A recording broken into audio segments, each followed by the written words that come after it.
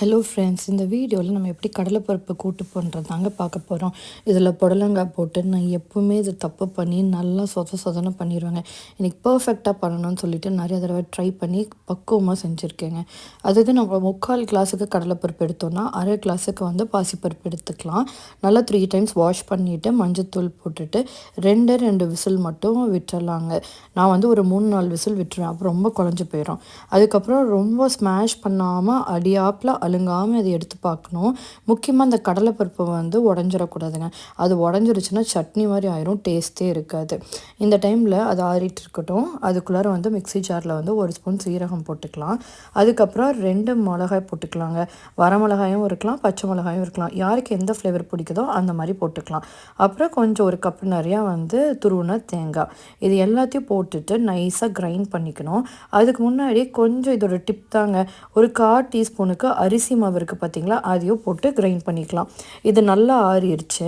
இப்போ கலக்கிட்டே இருக்காமல் மெதுவாக பார்த்துட்டு அடியாப்பில் இருந்து எடுத்து பார்த்துட்டு கொஞ்சம் வந்து ஆற வச்சோன்னா அந்த ஓவர் பாயில் ஆகாமல் அந்த கெட்டியாக இருக்கிறது அப்படியே இருக்கும். அதை ரெடி பண்ணியாச்சுங்க. இப்போ வந்து நான் புடலங்காய் நல்லா தோலை வந்து க்ளீன் பண்ணிவிட்டு உள்ள இருக்க விதையெல்லாம் எடுத்துட்டு பொடி பொடியாக கட் பண்ணி வச்சுருக்கேன். இதை ஃப்ரை பண்ணணும்னு கிடையாது, அது அப்படியே நம்ம பாயில் பண்ணி வச்சுருக்கோம்ல அந்த பருப்பில் ஆட் பண்ணிவிட்டு புடலங்காயும் போட்டுட்டு மிக்ஸ் பண்ணிக்கலாங்க.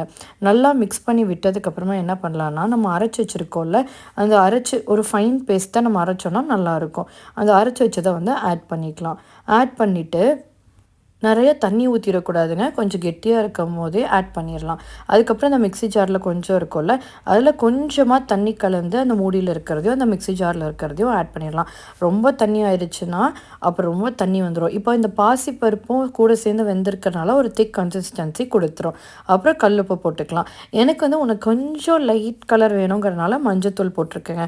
அப்போ நல்லா இருக்கும்ல. சில இடத்துல கடைங்களில் கூட்டு சாப்பிடும் போது ஒரு அழகான கலராக இருக்கும். சொரக்காய் போட்டு பண்ணலாம், புடலங்காய் போட்டு பண்ணலாம். நான் வந்து லைட்டாக ஒரு ஃப்ளேவருக்காக 1/4 டீஸ்பூன் வந்து சாம்பார் பொடி ஆட் பண்ணியிருக்கேன். அது போட்டால் கொஞ்சம் வந்து நம்மளோட டேஸ்ட்டை வந்து என்ஹான்ஸ் பண்ணும். நிறையா போட்டக்கூடாதுங்க, அப்புறம் அது சாம்பார் மாதிரி ஆயிரும். இதுதான் கரெக்டான பக்குவம். இதில் கொஞ்சம் தேங்காய் எண்ணெய் விட்டுக்கலாம். வேறு எந்த ஆயில் விட்டிங்கனாலும் டிஃப்ரெண்ட் டேஸ்ட்டு கொடுக்கும். தேங்காய் எண்ணெயாக இருந்துச்சுன்னா கொஞ்சம் நல்லாயிருக்கும்.